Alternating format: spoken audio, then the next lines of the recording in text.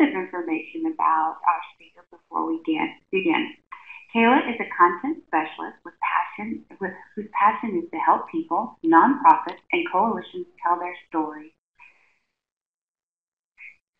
within communities. With a master's degree in creative writing and 6 years in marketing and communication experience, she is always on the hunt for a better solution and new ways to engage diverse voices. I'm very excited to introduce Kayla today and share with us all of her wonderful knowledge and look forward to learning a lot myself. Kayla, it's all yours. Thank you. Thank you so much, Heather. Hi, everyone. I am so excited to be back with you today. As Heather mentioned, please, if you think of anything during the presentation, go ahead and put it in the chat box so that your questions get answered. If there's information that you'd like that you don't see here, please feel free to ask a question or to send me an email afterward if that's more appropriate. It's whatever is comfortable for you. We just want to make sure that this provides you all of the information that you need. So today we're going to talk a bit about websites and marketing and how to present the best face for your coalition. In the past, we've talked about social media. We did a Social Media 101 and 201 prevention talks, and both of those links are in our link box. So when we go to discussion mode, you'll be able to access those if you haven't seen them already. Today, the focus is more on websites and marketing materials and how you can make the best decisions for your coalition. Again, my name is Kayla. I've been doing this kind of work for about 6 years, and I learn something new every day. My goal is just to ensure that you get the information that you need. So let's look at a few of the things that we want to make sure that you walk away with today. The first thing is I want to make sure that we understand the uses of a website. The second thing is we want to learn how to assess for website need. Does your coalition need a website, or is there maybe another solution that would work better for you? And the third thing we want to talk about is alternatives to websites and using marketing materials. This may go kind of quickly. I want to make sure that, again, that we are getting all the information in, but if I skip over something, please don't hesitate to let me know in the chat box. So the first thing I want to hit on right now is internet use. The internet has taken over the way that we communicate, the way that we communicate with businesses, the way that we talk to each other. 89% of Americans use the internet right now. And that surprised me because I was actually surprised that it wasn't a little bit higher. But apparently there's still 11% of Americans who are holding out and using their phone books. In America, ages 8 to 18 spend about 25 hours a month online. And people ages 35 to 55 spend about 40 hours a month online. This is interesting when we think about the kind of people and the demographics that we're trying to reach, understanding where they're spending their time, which we've talked about in the past for social media pretty in-depth, knowing that a lot of, pretty much the whole age range is spending a lot of time online helps us understand how we need to be getting information to them. The Pew Research Center has done an interesting study, and it was something I wanted to hit on because in the past 20 years, technology has changed so dramatically. In 2000, 48% of Americans did not use the internet, and now we're at 11%, and that's a really intense decline, especially considering the internet was just the beginning. You know, we're talking about mobile phones, we're talking about email and social media and all kinds of communication technology that has evolved at an alarming pace in the past 20 years. This speed of evolution often leaves coalitions and nonprofits scrambling to figure out the best way to communicate with their community. Websites can seem like a kind of a daunting thing to tackle because there's so much to them. So I want to kind of demystify websites for us today and make sure that you and your coalition are communicating really effectively with the 89% of Americans who are online. And then we'll talk a little bit about the 11% and making sure that we're communicating with them as well. So some important questions that we want to ask before we get started are, why does your coalition need a website? And this is something that's important for you to have a really clear picture of, because you don't want to just jump into a website because everybody else has one. You can have an online presence without having a website. It's very understandable that your coalition would need a website, but we need to really understand why and what it will be used for, which is that second question. What needs would the website need? What holes, what solutions, what are we trying to accomplish with a website for your coalition? What problems need to be solved? What ways can we meet the needs of the community? Is a website the best solution? So if we made a list of the obstacles that your coalition is facing, maybe you're having trouble communicating with community members, you're having trouble reaching younger populations or older populations or whatever it may be. Is a website the best solution for these obstacles, or is there maybe another route that we should go? And then finally, what is your budget, which is an important thing to ask for websites. And I don't want you to think that building a website requires a big budget, because it absolutely doesn't. There are ways that you can go about it that are more cost effective, and you'll end up getting something that is still very useful to you and your community. The website design process. Many of you may have seen this before in the Social Media 101 and 201, but this is a little bit different. Our first step is always to make a plan. As with anything, we don't want to start without an idea of who's going to be using it, how are they going to use it, and what do we want them to do with the website. Do we want it to mainly be a place where they go to find information? Do we want it to be a place where they're able to contribute? Do we want them to find volunteer opportunities? Do we want them to be able to communicate with you? What is the goal of this website, and how do you want people to use it? And once we've got that established, we'll move on to the design process, which is where you get to think about colors and the content that you want on your website, the pages, contact pages, and about pages, and your mission and vision. The logo, making sure that you've got a logo that really reflects your coalition, and just compiling all of those ideas and those goals into one place. And once the planning and the designing portion are done, then we start to put it all together and build it. And once it's built and it's functional, you get to launch it and share it with your community, which is really exciting. So as with everything, it begins with a plan. We want to stick with 3 goals or fewer. What do you want your website to accomplish, and what will success look like? For the Kansas Prevention Collaborative website, we started wanting to create a solution for the fact that there was no centralized place for prevention coalitions to get information in the state of Kansas. So the goal was to make sure that there was a place where there were resources, event information, and awareness campaign information for Kansas prevention coalitions to find everything that they needed in one centralized place. So that's kind of where we started. And what success would look like for that?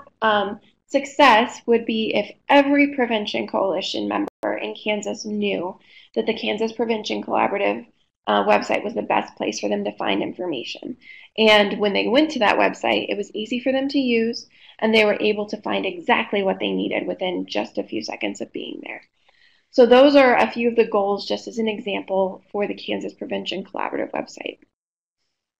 So once we get that in our minds, what we want our coalition websites to accomplish, then we need to really figure out who we're talking to, which something we do for social media as well. An important part of defining our audience for our website is really understanding their story and how they're going to use it. We call them user stories. And essentially, for example, for the Kansas Prevention Collaborative website, in building that website, I developed a bunch of fictional people from different parts of the state and different roles, and imagined what it would be like for them to visit the website. So I imagined, okay, what if I were a coalition member in northwestern Kansas who was looking to plan an awareness event for National Prevention Week in their city. So I made up this imaginary scenario, and this is fun. I know that y'all are following me here. I made up an imaginary scenario. This person in rural Kansas logs onto our website, and they're like, oh, this is what they see on the homepage. This is where they click. When they click on that, it takes them to this page with this information. And while this may seem just a little bit labor intensive, what it does is it helps you connect your plans and your goals with the practical application of who's going to be using their website and what do they need to find. Because your website is really a service. It's something that you're providing to people to help make their lives easier. And imagining who's going to be using your website, what they're going to be using it for, and what you want their experience to be like will help you ensure that every step of this design process is focused on serving them in the best way possible. And I know you all are all about that. So once you have the plan in place, and actually, this is kind of part of making the plan. And that's one of the things I struggled with putting together this presentation, is that a lot of the design process kind of bleeds into each other. But there are a few building blocks that can help make the process easier. And the first is a design team. And this is just a group of coalition members and/or board members who are committed to guiding the creative and practical process. They understand what your coalition stands for, the people that you serve, your community, the needs in your community, and they're able to help facilitate this process and make sure that the website comes out as something that's really useful for your community.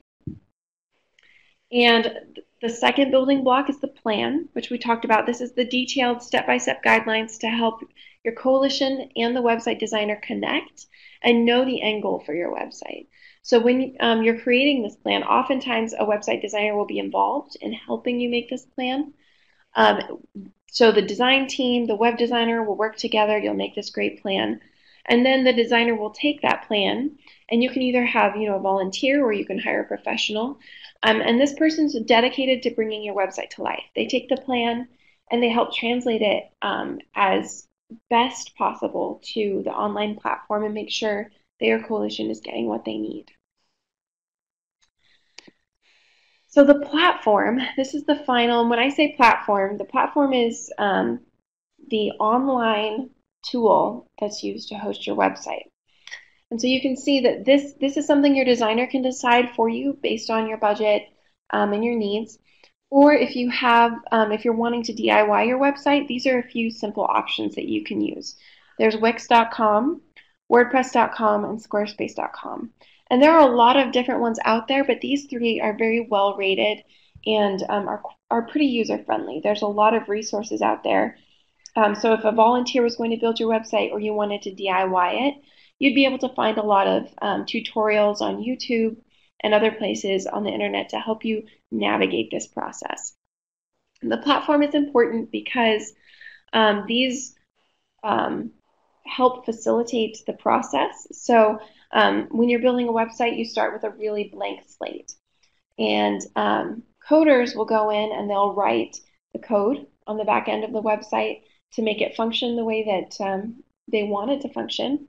What Wix and WordPress and Squarespace do is that they kind of hand you this ready-made template that will enable you to just kind of drag and drop text and pictures so that you can make it look the way you want without getting into the weeds of the technical coding portion of website building. Again, if you have any questions, please let me know. I don't want to get too far in the weeds on any of this. So when you're thinking about building a website, you do want to think about your budget and whether your coalition wants to hire someone or whether you're wanting to do it in-house and DIY some solutions. Here at CEI, I do build websites, and I've done a couple coalition websites and some other websites. So if it's something that your coalition wants to get a statement of work for and see if going that route would be helpful for you, you're free to contact me.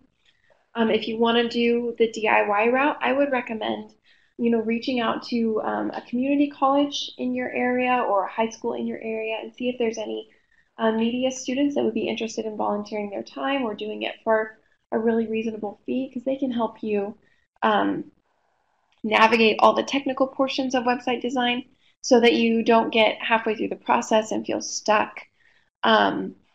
And if you go through this process with your coalition and your design team and look at your problems and the issues that you're having and think maybe a website isn't the best solution for us, there are a couple other ways that you can make sure that you're connecting well with your community. If you're having trouble promoting events, you can make sure that you have a really good Facebook page and a strong Facebook following. And if you have questions on how to do that, you can check out the Social Media 101 and 201 presentations we did, or you can email me and ask some questions. There's also sites like Eventbrite that allow you to publicize your event in a local way. So when people search for things to do in Hays, Kansas, or things to do in Garden City, Kansas, it would show up. If you're looking to share news and you're having a hard time staying connected with people in your community, you could tackle developing an email newsletter or establishing a really strong social media presence. If you're looking for ways to share documents with your coalition members or stakeholders, you can look into a solution like Google Drive, which is free and allows you to share documents and spreadsheets with as many people as you need to. If you're having trouble keeping in touch with your community, there are email solutions that you could use for your newsletters or announcements, and also SMS messaging, which is text messaging solutions. There's one called Textedly, which is free for quite a while, I think, especially if you're only texting to a certain, a low number of people. These solutions can help you put off the need for a website if you're not quite ready for it. So those are some ideas that it's really important to think about when you're planning for a website. And what I did is I basically gave you just enough to start having that conversation with your coalition members to see if a website's something you're interested in. And if it is, there are further resources that I can provide for you to help you get started. If you are looking to get a statement of work or an understanding of how much work is involved, feel free to email me. We can do another prevention talks in the future on the details of building a website if we need to. But I really just wanted to give you some insight and assure you that there are multiple options for website building. If you choose to DIY, there are tons of really great resources to build a professional looking website without having to hire a professional. From there, we're going to leapfrog into the marketing process. And this is separate from, but also in tandem with social media marketing, which we've taken several prevention talks already to talk about. I want to talk to you more about like a brand marketing solution. When you think of your coalition, do you have a brand in mind? Do you have a logo? Are your mission and vision really clear? So that they can guide you in your marketing process. These are some questions, that we get to ask before we step into really tackling the marketing solutions for your coalition. So as always, we love to start with a plan. Who are we talking to? What is your message? Make sure you get really clear with what you want to accomplish and what your goals are. And then talk about ways to share. Determine which channels or resources suit your need. Is there an event coming up? Do you need to make flyers so that you can post them in community buildings and businesses?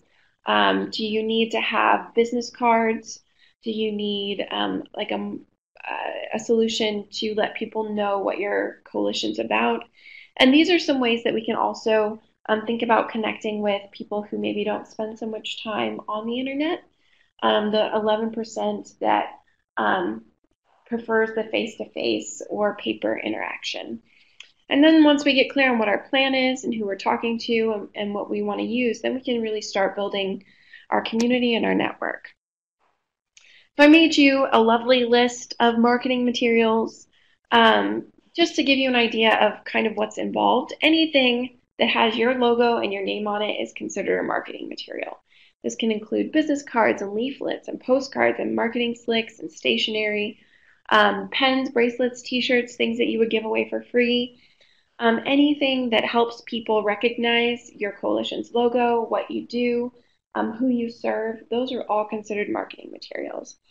In the link section that we'll get to when we switch to the discussion view, I included some resources to kind of help you determine what marketing materials might be best for you. And I always encourage starting small. Just pick one thing that would be useful coming up. If you have a National Prevention Week event coming up, consider just focusing on flyers to really start promoting that. And when you design your flyers, if you have a social media account, think about taking the design that you use for your flyers and putting them up on your Facebook or your Twitter or your Instagram so that there's the brand recognition. When people see your flyer and then they see a Facebook post, they're starting to understand, oh, this coalition is everywhere and they're doing awesome things. And it helps them really become familiar with the kind of work that you're doing. And that bleeds over into our tips and tricks, really knowing your brand and understanding what it is that your coalition stands for and who you serve will help you not get distracted in the marketing process. I think sometimes marketing can feel really overwhelming because we're talking about websites and social media and printed things and templates to use and all of this stuff that we could really get a little overwhelmed with. Know your brand, know what you stand for, know the goal that you have so that you can just really pick one or two things to focus on. And then don't forget your volunteers. Make sure that you're going into high schools or you're going into community colleges, or if you have someone on the coalition who does this on the side or in their spare time, and ask for help. Even if you do it yourself, make sure that you've got a good design team who can give feedback and really help you produce the best material possible. Don't forget your resources like canva.com or Vistaprint. Vistaprint has some design solutions, so you can go in and like design a flyer or design a business card on their website and then also print it. Like they'll print it and ship it to you. So that can be a good solution. Make sure that you are not afraid to ask for help. Even if someone on your coalition does it yourself, you could ask the media class at a local high school or something to look at it and see if they have any suggestions or anything that they'd like to help with. A lot of times media students and graphic designers, they're looking for ways to do pro bono work so that they can add to their portfolio. So make sure that you're sharing and you're asking for help and you're really getting into the community and inviting them to be part of this, because the work that you're doing is really exciting and it's really important, and people want to be part of it. So giving them the opportunity to use their skills and the things that they love doing to help you is just a win-win situation all the way. Also remember, I'm going to sneeze, excuse me. Remember that the It Matters Kansas has ready-made materials for you. Remember that your logo is important. If you don't have a logo, that might be a great place to start. And again, students are a great resource for help designing logos. You can design your own logo and you can email it to me and say, hey, do you have any feedback on this? And I can take just a couple minutes to give you my ideas. There are lots of solutions to make sure that you're getting what you need in the budget that your coalition has. So now I'm going to take a deep breath because I feel like I kind of sped through all of that, and I want to just touch on the Kansas Prevention Collaborative website quickly because I want to show you and just give you an idea of what our goals were when we started thinking about this, because it can be hard to know where to begin. And this website took a long time to build because there was a lot of different needs and different ideas that came together. And we had to start basically with just the website. And then from there, we built it to also include the resource library and some more interactive parts of the website, like the workstation and things like that. But what we wanted to do, and some of the psychology behind building a website, is that color is very important. and that every person who visits your website will be expecting to see a website that is just as awesome as the last website they visited. So that can get a little tricky for coalitions and small nonprofits because it's really easy to put a website up there, but it's difficult to put up a website sometimes that is really comprehensive and engaging and has the interactive parts of it that people really need in order to get involved. So focusing on color, focusing on having a good selection of information available to people right off the bat is a really good place to start because we want to make sure that people are seeing what they need right there up front. One of the things that I love about this website is this sliding portion. It's called a splash, and it allows us to update it according to what's going on in the month and make sure that people are seeing something really cool right off the bat. Juan mentioned that the problem gambling splash, which March was problem gambling month. We like having the awareness campaigns that are going on up just to make it easy for people to find what they need. The branding here is really clear. We have our logo up at the top so people know what it is they're looking at. Down at the bottom, the footer is a really important part of this because this stays consistent no matter what page of the website you're on. So even if I were to click up here somewhere, let's go to the newsletter page and scroll to the bottom, this footer stays the same. So no matter where you are on the website, you have access to contact us, to visit our Facebook page, to go to the calendar, things that people tend to visit a lot when they go to websites. Essentially, we're hoping in every website that we design as web designers to create an experience that people want to keep coming back to. We don't want them to visit a website and be like, well, that wasn't helpful, and go look for their resources elsewhere. So when you're thinking about building your coalition's website, when your design team is working together, think of it as a service and a way that you can really support your community and make sure they have the resources and the tools that they need. And when you do it that way, you really can't go wrong. So from there, I'm just going to open it up for questions. And if you have any thoughts or ideas, we can talk about those. I'm available for whatever you need.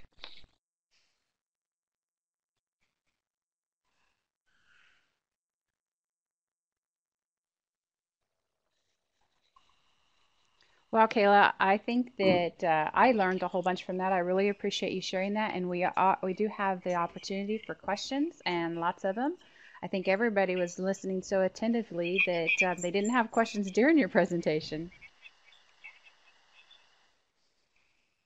Looks like we do have one though now in the chat log. Let's see. The problem gambling centralkansas.com. Etiana, I will look at that and I will send you some feedback. Can you privately message me your email, or you can share it on the chat box if you're able to, and I will just get you some feedback on that. What site does Kansas Prevention Collaborative use? Our website was custom built. So it was a far more labor intensive and cost intensive process. So it doesn't use a platform like WordPress or that kind of, I'm sorry, I'm trying to read and talk at the same time. It doesn't use any of those platforms. And that's something that I would not want to give to a coalition, because the goal, if someone hires me to design their website, what I'm going to do is create it in a way that they can manage it if they want, so that it's easy for them to go in and change things, and it's not one of those things where you can't actually access it and do what you need to do. The Kansas Prevention Collaborative website, we designed it and we put it all together, and then we handed it to T3, which is a WSU entity, and they designed it, and they're the only ones who can make changes to the website. So it's one of those things that's a little more hands-off, it's more cost-intensive, it's more behind the scenes. I don't even know what goes on behind the scenes of their website. So it's one that is not on a platform. That was a very long answer, but that's what we do. Mendy asked if there are any coalitions or task forces on here that don't use a website or social media platform and what their challenges may be. And I would love to hear that. What challenges is your coalition facing in developing social media or website? And Kathy said that they use Wix.com for a volunteer group, and it's really easy to use. I've heard that, and I love hearing that from you, Kathy. I've heard that Wix.com is an easy one. I tend to use WordPress.com, but that's only because, believe it or not, I'm like a dinosaur in the online scene at this point, and WordPress is one of the first ones that was available, and that's what I started using like 10 years ago. So I just haven't switched it up because they continue to update their platform and be really good and on top of things, and so that's the one that I use. But I've heard so many great things about Wix. Is anyone willing to share some of their the obstacles that they may have run into in website building or social media use?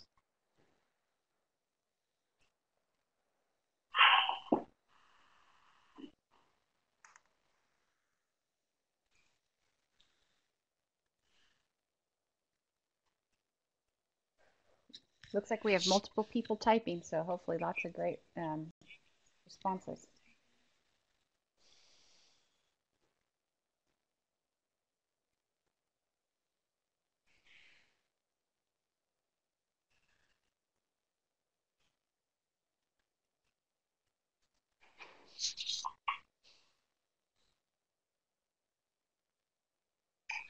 Oh, Etienne mentions how to get people to follow their Facebook page. That is tricky. The Facebook page conundrum is a little bit difficult because Facebook has all of these algorithms that keeps people from seeing your post unless you pay them money. So one of the things that I recommend for a lot of coalitions is you can have your Facebook page, you can keep it updated with events and things like that, but you can also create a Facebook group that is run by your coalition that maybe focuses on, it could be like prevention in Finney County or Sedgwick County Prevention Team or something, or even, a group with your coalition name if you wanted. And then you can add people to the group. And for some reason, groups are just a little bit easier for people to follow and become part of. And it doesn't involve a whole lot more work, but it does give people also the feeling that they're being part of something instead of just following a page. They're part of a group, and it helps them to stay up to date. And if you're part of a group, the posts in that group show up in your newsfeed a lot easier, a lot faster. So you don't have to pay for advertising, which I don't recommend with Facebook. Paying for advertising is just not, you don't really get what you pay for. If you're going to do ads, do a Google ad instead because they only charge you when people click on your ad. Facebook charges you whether or not people click. So, and then Mendy, that's such a great idea, Etienne, to see if other task forces want to collaborate with you in building a Facebook group. That is a beautiful idea. Mendy mentioned that sometimes websites are easy to create, but maintenance is time consuming, and that is definitely true. One of the things you don't want to do is create a website and then forget about it because people know. They know when they go to your website and they see something from 2016 that nobody's on here. And so they're hesitant to, message you through your website. And this is where having a volunteer can be really helpful, or even just investing like $30 or $50 a month to have someone spend an hour updating your website or 2 hours updating your website. It can be worth the investment in keeping you up to date. Kathy says that Hayesville is currently running a hashtag 060 walks on Facebook for the month of April where they keep track of steps and pictures and updates, and it seems to be working. That's awesome. So everybody go check that out. Kathy, if you want to share the link to that here in the chat box, that would be great. And then we can all go check out your page. These are all great things to think about. We definitely want to create solutions for our coalition that are sustainable. We don't want to go to all the work of building a website and then realize that we don't have the resources to keep it updated. And that might be something that we can talk about in the future at a prevention talks if y'all are interested. Creating a strategy, what to think about, how to budget time for that, what to look for in hiring someone to help with that or in a volunteer. There's a lot of really great resources that can help you manage that workload.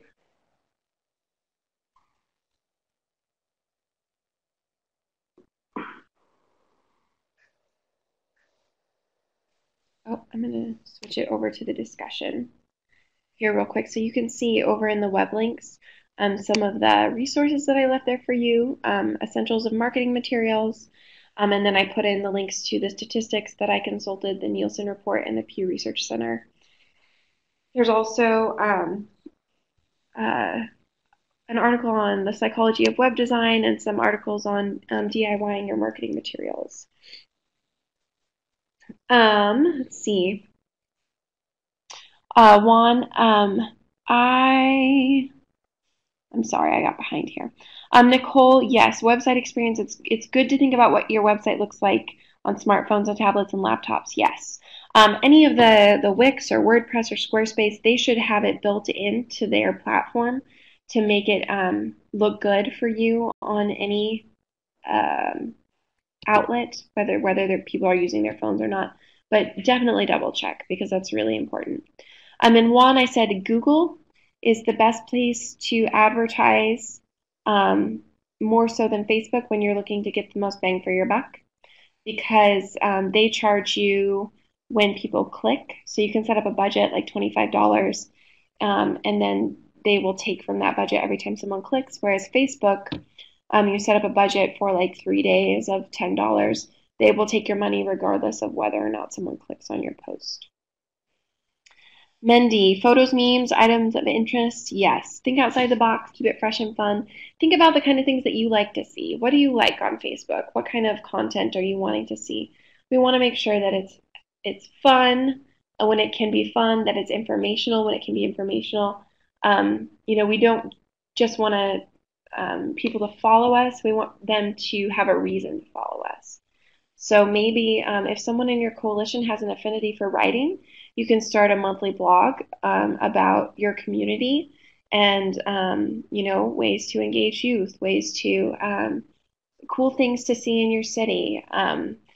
There are ways that you can get people more interested. Adrienne says one way to avoid website maintenance is to keep the pages generic and link to your Facebook feed to it. That is very true. So don't put dates and make sure that your Facebook is being updated so people can see that you are active. For Sandra, if you pay to boost your Facebook post, does it reach more people? Technically, yes, it does. The problem that I've found with Facebook is that you end up having to spend a lot of money for them to show it to the right number of people to get them to click on it. All of the research says that people need to see things 7 times before they will click on it. And in order to get your post in front of people who don't normally visit your site 7 times is going to cost you a chunk of change. So really the best way is to get followers who are aware and will share your posts to their Facebook pages or in their Facebook, their personal profiles. Because that will increase your reach pretty quickly. And I'm not saying don't pay to boost your Facebook posts. You can do that, especially if it's within your budget, and it can be helpful. Just from my experience and some of the marketing I've done, even for some big companies out in California, Facebook, you just have to really put a lot of money on the table in order for it to pay off for you. These are all really great questions. Thank you guys, and great input. It sounds like a lot of you have websites, and I would love to hear maybe in the couple minutes that we have um, some of the things that you've done to make the process easier for you. Did you build your own website for your coalition? Um, or, do you manage your own website? What kind of things have made that process go more smoothly for you?